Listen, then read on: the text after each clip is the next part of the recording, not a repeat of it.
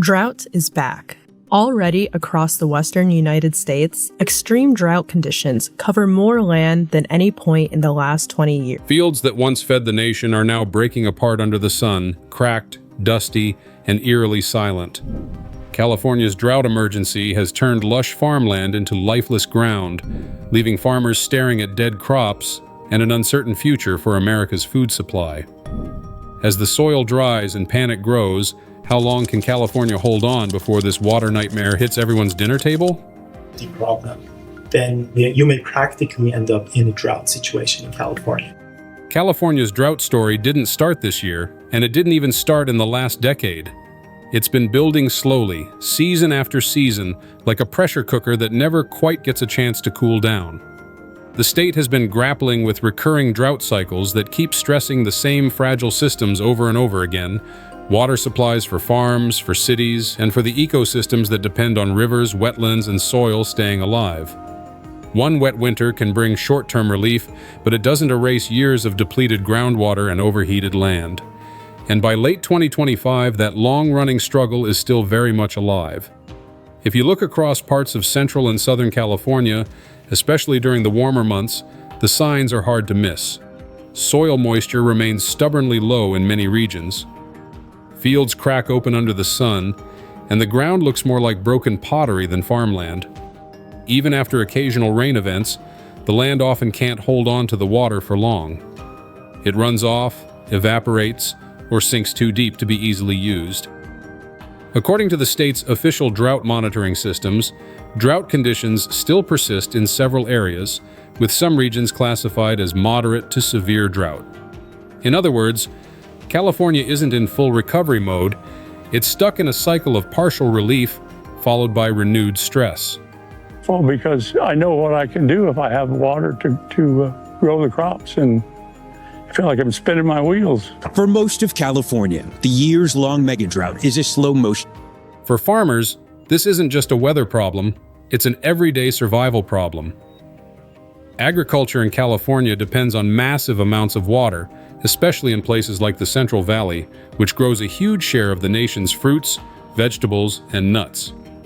Almond orchards, tomato fields, lettuce, grapes, none of these can survive on hope alone. They need reliable water, and that water is becoming harder and harder to find. Reservoirs that once acted like savings accounts are frequently drawn down, and underground aquifers that were meant to be long-term backups are now being used as primary sources. Have you ever seen a drought this bad?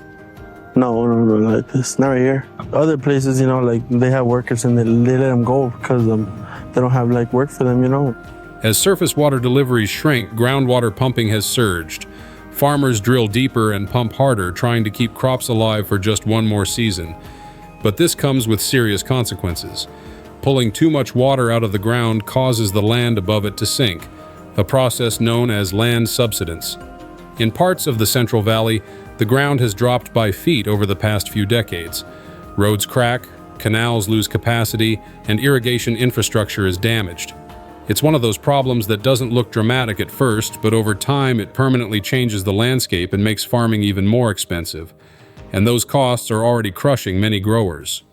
When water isn't available or is simply too expensive, some farmers are forced to make painful choices. Fields are left fallow, meaning nothing is planted at all. Other farmers reduce how much they plant, betting smaller and hoping prices will rise enough to cover losses. Many fall back on expensive emergency irrigation systems, paying more for water and electricity while profits shrink. One Central Valley farmer put it simply in an interview: "You stare at the field and ask yourself which part you can afford to save, because saving all of it just isn't possible anymore." Water has always been a controversial subject in the West because it's scarce. But when we get into severe droughts like the one, crop losses are no longer rare or shocking. They're becoming expected. Almond growers who rely on year-round watering for permanent orchards have been hit especially hard. When there isn't enough water, trees die, and replacing them takes years. Vegetable farmers face a different problem.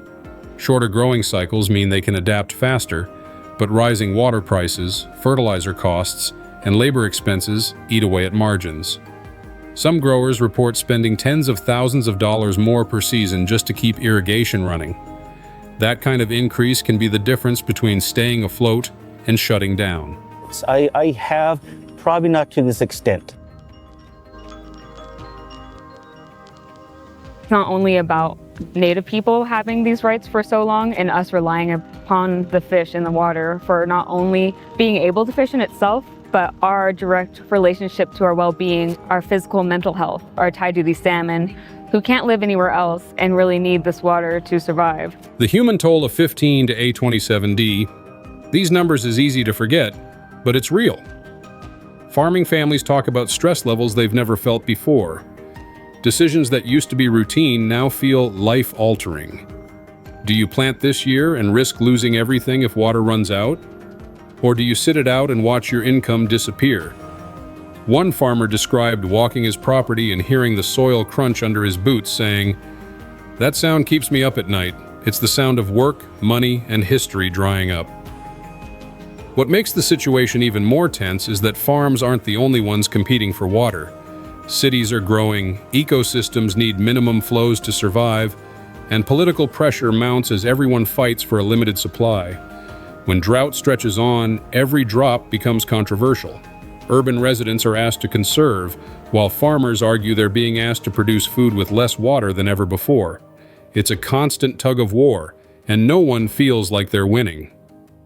By late 2025, the reality is clear. Drought still persists in parts of California, and its effects are deeply embedded in the land and the economy. This isn't just a temporary dry spell that will vanish with the next rainy season. Years of recurring drought have reshaped how water is stored, how land behaves, and how farmers plan their futures. Fields cracked and dead aren't just symbols of bad weather, they're warnings about what happens when demand keeps rising and supply keeps falling. And yet farmers keep showing up. They keep adjusting, experimenting, and hoping that the next season will be just good enough to get them through. That resilience is one of the quiet stories behind California's drought crisis. But resilience has limits. Without long-term solutions, smarter water management, and meaningful support, the cracks in the fields may keep spreading. And with them, the strain on the people who feed the country. When people hear the word drought, most of us picture dry fields and struggling farmers. That image is true, but it's only part of the story. Drought doesn't stay politely on the farm. It spreads outward, quietly and steadily, until it touches grocery stores, city budgets, jobs, and even politics. The economic effects ripple through the entire system, and by the time consumers really notice, the damage has already been done. It usually starts with reduced crop yields. When water is scarce, plants don't grow the way they should. Fruits are smaller, vegetables mature unevenly, and some crops simply don't make it to harvest at all. Less supply almost always means higher prices. Farmers can't magically absorb those losses, especially when their costs are already rising. So the price increases move down the line, from growers to processors to distributors, and eventually land on grocery store shelves. That's why drought years often show up in your food bill, even if you live hundreds of miles away from the nearest farm. California plays an especially important role here because it produces such a large share of the nation's fruits, vegetables, and nuts. When drought cuts into that production, the impact isn't local, it's national and even global. Export revenue takes a hit as fewer crops are available to ship overseas.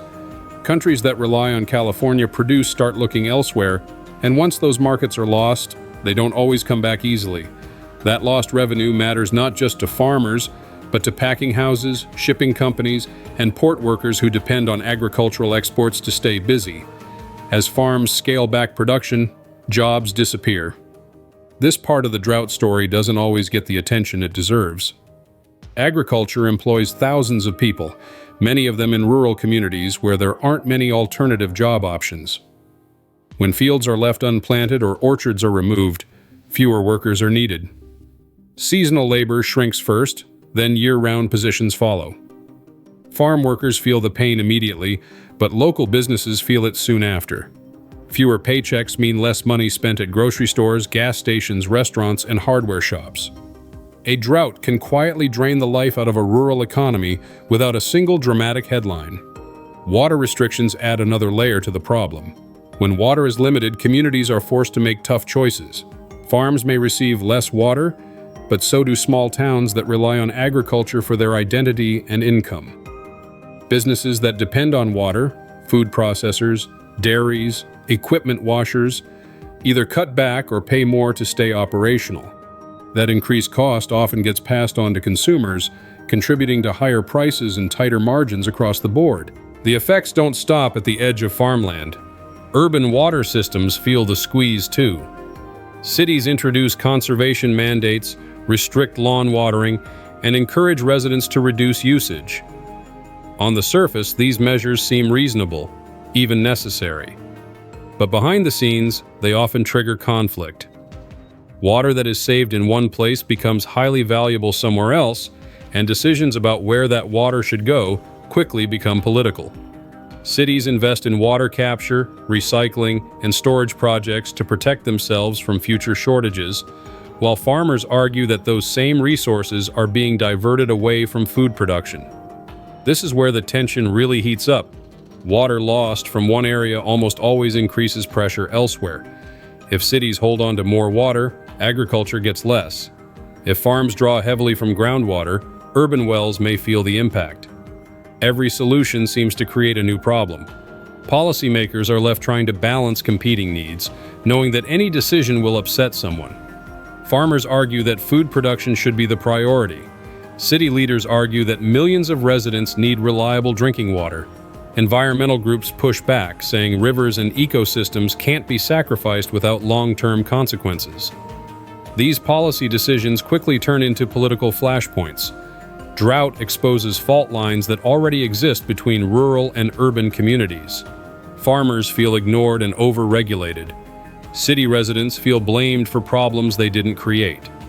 Lawmakers face pressure from all sides, and compromise becomes harder when everyone is operating from fear and urgency.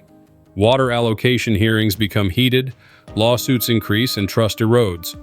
What starts as a natural disaster turns into a governance crisis. Meanwhile, consumers are left dealing with the fallout in everyday life. Grocery prices creep up, certain produce becomes harder to find or disappears seasonally. Restaurants adjust menus or raise prices. Food supply chains become less predictable, relying more on imports from other regions or countries. That might keep shelves stocked, but it also increases transportation costs and carbon emissions, adding yet another layer of complexity to the issue. Moisture over the next 100 years. They estimate there's an 80% chance that the plains and Southwest will see a disastrous drought between 2050 and 2100. The hardest part is that drought doesn't follow election cycles or budget timelines. Its economic effects linger long after the rain returns. Farms that shut down don't always reopen. Workers who leave rural areas may not come back. Export relationships weaken. Infrastructure damaged by overuse or subsidence takes years and billions of dollars to repair. Even when water levels improve, the economic scars remain. What makes this situation especially challenging is that there's no single villain and no easy fix. Everyone is reacting to scarcity, trying to protect their own future. Cities want security, farmers want survival. Consumers want affordable food. The drought forces all of these needs into direct competition, and the economy becomes the battlefield where those conflicts play out. Drought reminds us how interconnected everything really is. A dry field can lead to higher grocery prices. A water restriction can cost someone a job. A policy decision made in a city office can determine whether a rural town thrives or fades away. When water disappears, the economy doesn't just slow down, it reshapes itself, often in ways that are hard to reverse. And until long-term solutions catch up with the reality of a changing climate, those pressures are likely to keep growing. To really understand why California's fields keep ending up dry and cracked, even after a few good storms, you have to zoom out and look at the bigger picture. What's happening right now isn't just a bad year or a run of unlucky seasons. It's part of a longer trend shaped by climate change, and that trend is quietly rewriting how water behaves across the state. Once you see that, a lot of the frustration farmers feel starts to make sense. One of the biggest changes is temperature. California is getting warmer overall, And that warmth changes everything. Higher temperatures mean more evaporation. Water doesn't just sit patiently in the soil or in reservoirs anymore, it disappears faster into the air. When the sun is hotter and the heat lasts longer, moisture is pulled out of the ground at a much quicker rate. Crops feel this immediately. Plants need more water just to stay alive, let alone grow properly. So even when rainfall totals look decent on paper, the land can still end up thirsty because the heat is stealing that water almost as soon as it arrives. This extra heat also stretches the growing season, which sounds like it could be a good thing, but it comes with a catch. Longer growing seasons mean crops demand water for more months of the year. That increases pressure on irrigation systems and groundwater supplies. Farmers are no longer just managing drought, they're managing constant water demand in a hotter environment. It's like trying to fill a bucket with a hole in the bottom. No matter how often you pour, it never quite stays full. Then there's the Sierra Nevada snowpack, which has always been one of California's greatest natural assets. For generations, snowpack acted like a massive frozen reservoir. Snow would fall in winter, sit quietly in the mountains, and then slowly melt in spring and summer, feeding rivers, reservoirs, and farms when water was needed most. That slow, steady release was the backbone of California's water system. But climate change is disrupting that rhythm. As temperatures rise, more winter precipitation falls as rain instead of snow. Rain runs off quickly, especially when the ground is hard and dry, while snow sticks around and melts gradually. Scientists project that by mid-century, the Sierra Nevada snowpack could shrink significantly. That means less stored water and more sudden runoff that's harder to capture. When the snowpack is thin or melts too early, water arrives at the wrong time, flooding rivers in winter and leaving farms dry in summer. This shift explains a lot about why fields stay cracked even after storms. When heavy rain falls on dry, compacted soil, it often can't soak in properly. Instead of replenishing deep moisture, the water runs off into channels and drains, heading out to sea. Farmers watch rainfall and still worry, because they know it may not translate into usable water months later. Without snowpack acting as a buffer, California loses its ability to smooth out the extremes between wet and dry periods. Climate change also increases the likelihood of droughts becoming more frequent and more severe.